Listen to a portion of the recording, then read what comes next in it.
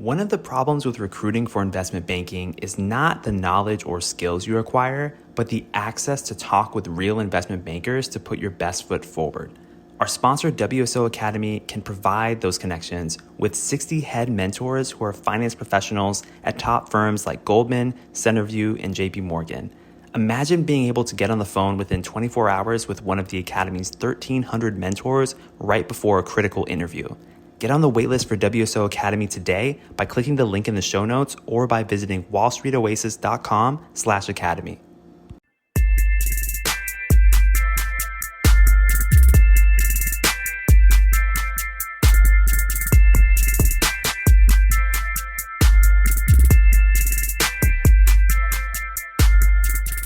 Yes, welcome to the Investment Banking Insights podcast. My name is Alex Mason and I am your host. And thank you so much for joining me. The purpose of this show is to help you understand both the technical and non-technical aspects of investment banking so that both you and I can transition to a successful career as an investment banker. But guess what?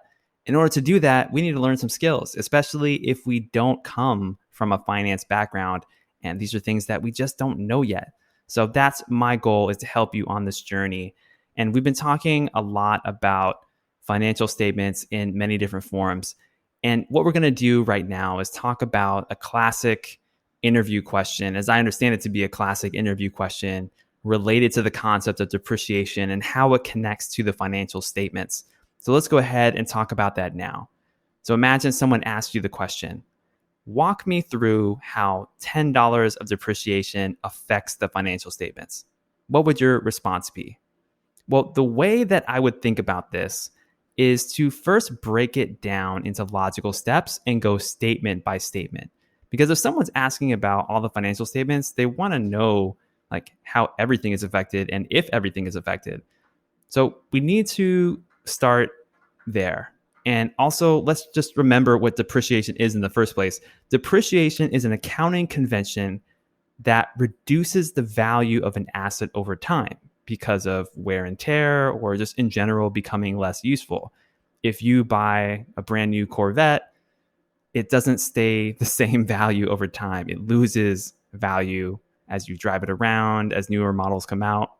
The same principle applies to any asset in terms of an accounting sense. So depreciation is that concept. So keep that in mind as we walk through these next couple of steps. So first, we'll start with the income statement. Now, on the income statement, we would see the effects of depreciation. So remember, if depreciation is accounting for the value of an asset being reduced over time, and we're saying that $10 of depreciation is being added to an asset, basically, we're accounting for an extra $10. What does that mean? Well, first of all, our operating income is reduced by $10. Remember what operating income is. It is pre-tax, and so it is before you get to net income, and it is essentially a way to represent the profit of a business without counting taxes, essentially. So depreciation is an expense that we're accounting for. And so your operating income is reduced by $10. Now, in order to get to net income, we have to assume some kind of a tax rate. You could assume 30%, 40%, 20%, what have you. And for the sake of this example, we're just going to say a 30% tax rate. So your operating income is reduced by 10%. You're assuming a 30% tax rate. So then what happens to your net income? Now, if you take 30% off of a $10 reduction, you're going to have $7 as a reduction. So that's what happens to net income. Net income goes down by $7. Okay, you with me so far? That's the income statement. So if depreciation of $10 happens, your operating income is going to be reduced by $10. Because remember, depreciation is an expense over time. And so that's going to show up on your income statement. It's going to reduce your operating income. And it's going to reduce your net income proportionally based on whatever the tax rate is. So that's the income statement. Okay, so let's move on now to the next financial statement. the cash flow statement. Remember, we have this link between the income statement and the cash flow statement.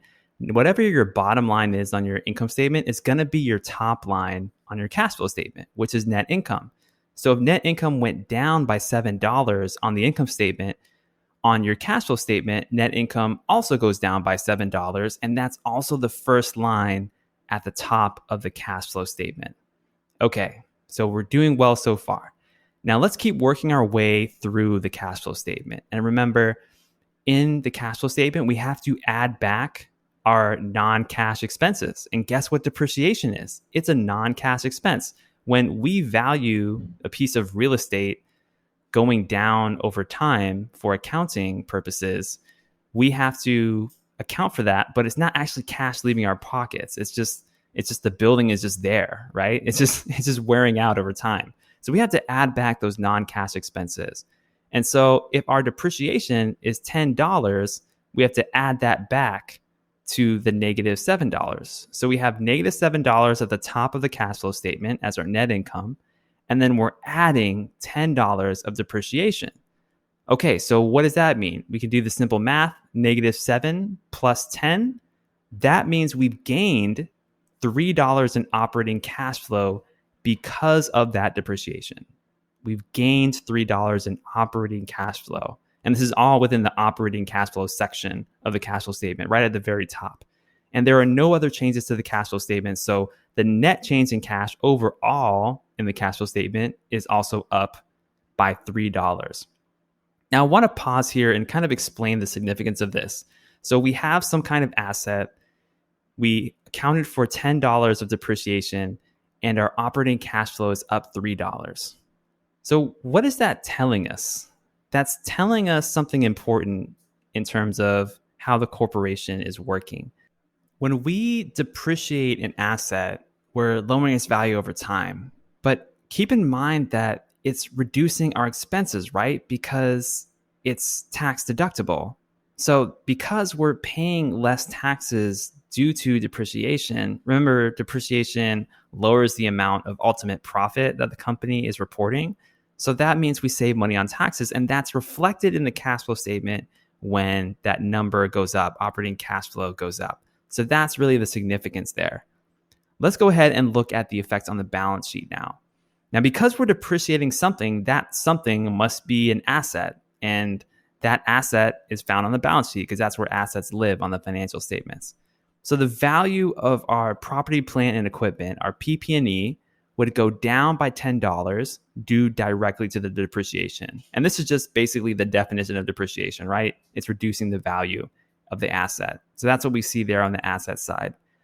Also, cash is an asset too, remember, and it goes up by $3 due to the net change in cash flow from the cash flow statement. So the bottom of the cash flow statement went up by $3, right? And that adds money to the cash account in the asset side of the balance sheet. So on the asset side of the balance sheet, we now have this positive $3 because of the cash, and we're subtracting $10 because of the depreciation on our PP&E. So plus $3 minus $10 equals a negative $7 change on the asset side of the balance sheet. So remember, our balance sheet has to balance, right? So if we have negative $7 on the asset side, what's going on the liability and equity side? When we talked about the income statement, we concluded that our net income was down by $7. And remember, net income on the income statement feeds directly into shareholders' equity. And because we're reducing our net income by $7, we're correspondingly reducing our shareholders' equity by $7. So the balance sheet balances. And that's the fundamentals of it. I'm going to repeat now the process that I just went through, but in a much more succinct manner, because you're not going to have 7-8 minutes to answer this question. I just wanted to walk you through not just the what, but also the why. So let's go through it again, but much more quickly. So if someone asks you, walk me through how $10 of depreciation affects the financial statements. And you would say, okay, well, I would break it down statement by statement. Let's go ahead and start with the income statement. First of all, because we have depreciation, our operating income is reduced by $10. And then assuming a 30% tax rate, our net income would go down by $7. Net income on the income statement feeds into the top of the cash flow statement. So our net income goes down by $7, and that's the first line item there. Now we add back depreciation because it's a non-cash expense. So -$7 plus $10 equals $3 in operating cash flow increases. There's no other changes to the cash flow statement. Moving on to the balance sheet, we're depreciating the value of our asset directly because of depreciation. So that goes down by $10. And then cash goes up because of the tie between our cash flow statement and the balance sheet. So an increase in $3 minus $10 equals a -$7 change there.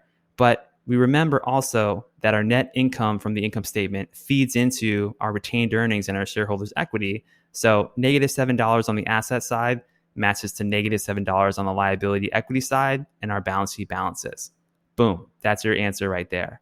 So remember, as you gain more fluency with these concepts, it's going to come more naturally. And I've already noticed it for myself, just going over this concept several times now. You'll see the connections and you'll be able to explain them very quickly. And then the person asking you that question will understand that you intuitively know what you're talking about and move on from there. Or maybe even ask follow-up questions, but you'll know what you're talking about. So that's an answer to walk me through how $10 of depreciation affects the financial statements. So this has been another episode of Investment Banking Insights. My name is Alex Mason and I am your host.